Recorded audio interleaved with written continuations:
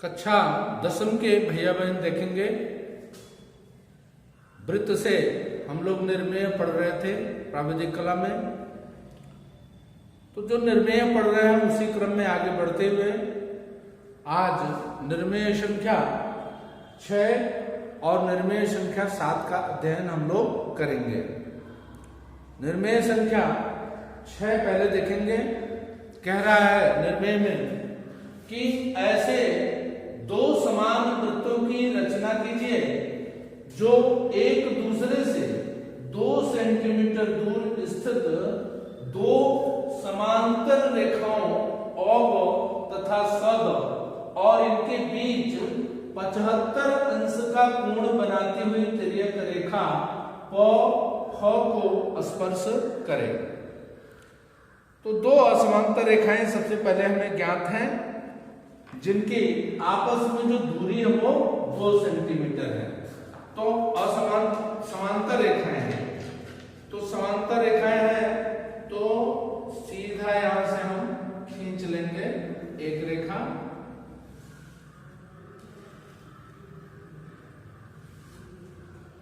और पटरी की सहायता से यहां से लंब डालते हुए 2 सेंटीमीटर की ऊंचाई पे हम चिन्ह अंकित कर सकते हैं और उसी प्रकार इधर भी चिन्ह अंकित कर सकते हैं। और चिन्ह अंकित करने के बाद ऊपर वाले लाइन को भी हम मिला देंगे। बिंदुओं को पटरी की सीध में करते हुए हम इसे मिला देंगे। तो ये जो रेखा है ये यहां से यहां की जो दूरी है ये 2 सेंटीमीटर है। ये अ ब स और द कह रहा है अप तथा सद।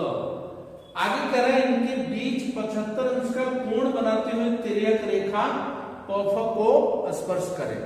तो 75 अंश का कोण बनाना है तो चांदी का सहायता लेकर के हम मध्य में एक बिंदु लेते हैं और इस बिंदु से 75 अंश का कोण बनाती हुई रेखा का निर्माण कर देंगे। ये हो जाएगा 75 अंश का कोण। अब इसके उपरांत आगे का काम ध्यान से देखेंगे। प्रश्न में कह रहा है 2 समान वृत्त बनाने हैं जो अब को स्पर्श करें, अब और सद दोनों रेखाओं को स्पर्श करें और इस तिर्यक रेखा को भी स्पर्श करें। तो अब इसके लिए आगे का काम जो है, यह जो रेखा है तिर्यक रेखा प फ हो गया। तो प को केंद्र मान करके यहां से एक छोटा अर्धवृत्त हम बनाते हैं।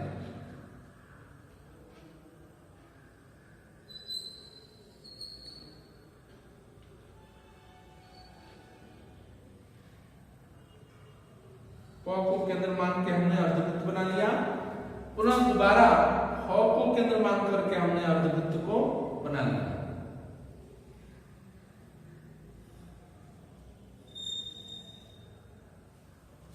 तो पफ जो केंद्र है, इन केंद्रों से हमने अर्धवृत्तों की रचना कर ली है।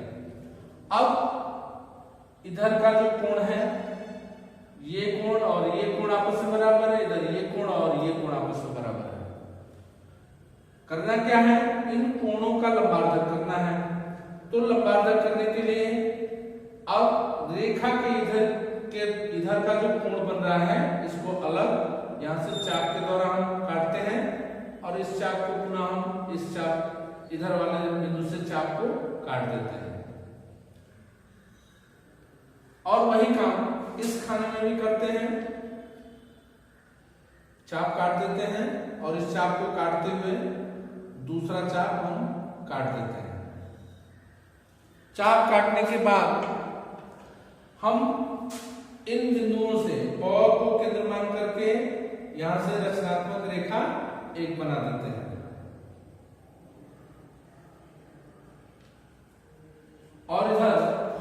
केंद्र मान के हम रचनात्मक रेखा बना देते हैं।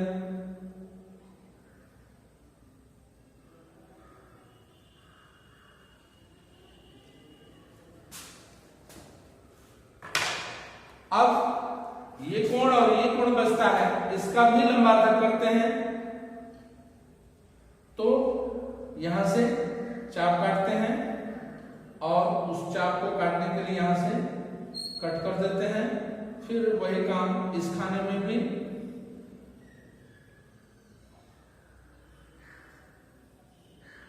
और इस तरह से यह चाप भी कट जाता है। अब यहां से हम इस चाप को मिलाते हुए रेखा को बढ़ाएंगे।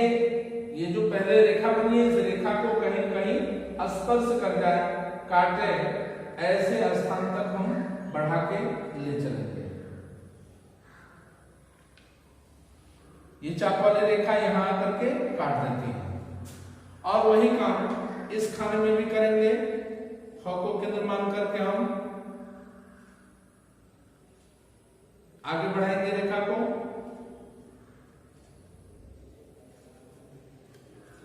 ये भी आकर के यहां काट देती है। अब आगे हमारा दूसरा काम है वृत्त निर्माण का। तो वृत्त निर्माण करने के लिए हम इस बिंदु से लंब डाल सकते हैं, इस बिंदु से या इस बिंदु से कहीं से भी। तो यहां से हम एक लंब डाल देते हैं, ऊपर की तरफ लंब डाल देते हैं। ऊपर वाली रेखा पे ये चाप दो स्थानों पे काटती है, एक यहां और एक यहां। और इन दो बिंदुओं के माध्यम से फिर ऊपर की तरफ हम लंबार्धन करते हैं चाप का, और ये कट गया। जहां कट रहा है उसको ले आकर के रचनात्मक रेखा से ये जो बिंदु है यहां तक हम मिलाते हैं।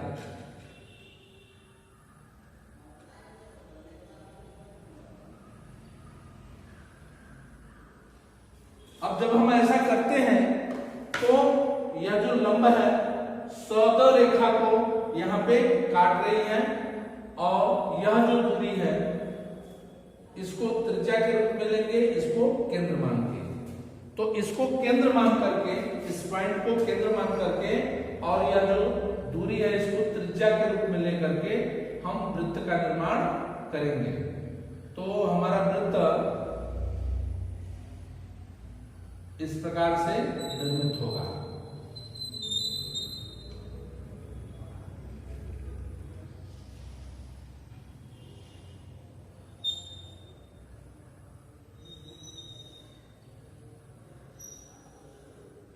और यही काम इस खाने से भी करेंगे, वही त्रिज्या लेकर के, जो त्रिज्या लेकर के हमने अभी बढ़ाया था।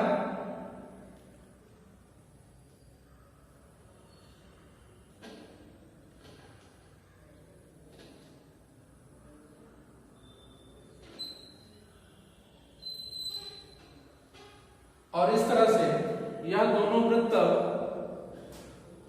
और सौद रेखाओं को स्पर्श करते हुए दी गई जो तिर्यक रेखा है, जो 70 अंश का कोण बनाती हुई रेखा है, इस रेखा को भी स्पर्श करेंगे। और इस तरह से हमारा यह निर्णय पूर्ण होता है।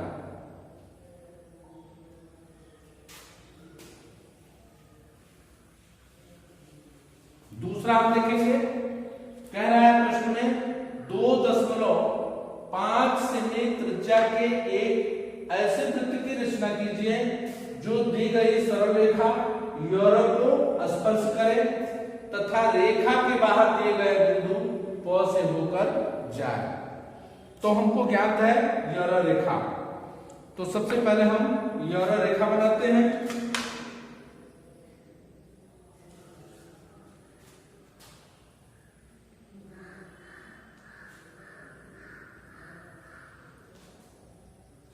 कह रहा है वृत्त बनाना है 2.5 सेमी त्रिज्या का वृत्त बनाना है और यूरो को स्पर्श करें।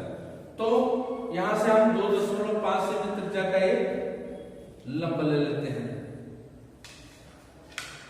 एक किनारे से हम लंब डाल देते हैं जिसकी लंबाई कितनी है, तो 2.5 5 सेमी।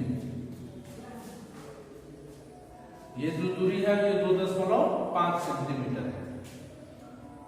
और जो बिंदु प है वो यहां कहीं दिया हुआ है, यहां पे बिंदु प मान लेते हैं।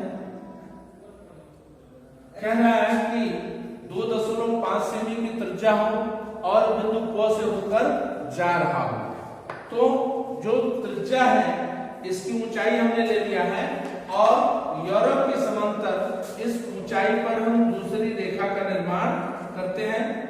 तो उसके लिए सेट स्क्वायर लगाएंगे और बगल में पटरी लगा करके या दूसरे सेट स्क्वायर का प्रयोग करेंगे और यहां से हम इसके समांतर रेखा खींच लेंगे।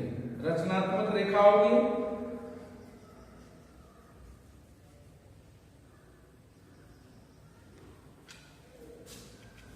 और कह रहा है वृत्त बनाना है जिसकी त्रिज्या दिया है 2.5 सेंटीमीटर, लेकिन बिंदु प से होकर जाए।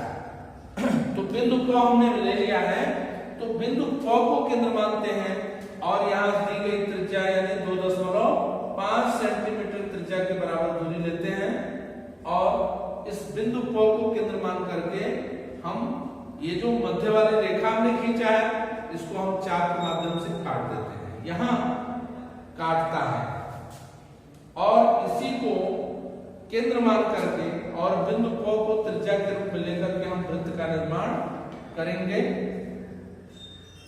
इसको केंद्र मान लेंगे, बिंदु प को त्रिज्या के रूप में लेकर के हम वृत्त निर्माण करेंगे। जो वृत्त यूरो रेखा को भी स्पर्श करेगा और बिंदु प से होकर के जाएगा। बिंदु प को और उसके केंद्र से हम मिलाते हुए ऐसे रचनात्मक रेखा से दर्शा सकते हैं। तो हमारा वृत्त का केंद्र हो गया, प त्रिज्या हो गई और इस त्रिज्या को लेकर के हमने वृत्त बना लिया। यह त्रिज्या 2.5 सेंटीमीटर का लिया था, इसलिए हमारा वृत्त भी 2.5 सेमी त्रिज्या की है। और इस तरह से हमारा यह निर्णय पूर्ण होता है। आशा है आप सभी मनोयोग से अपने कार्य को पूर्ण कर रहे होंगे। शेष अगले वीडियो में। धन्यवाद।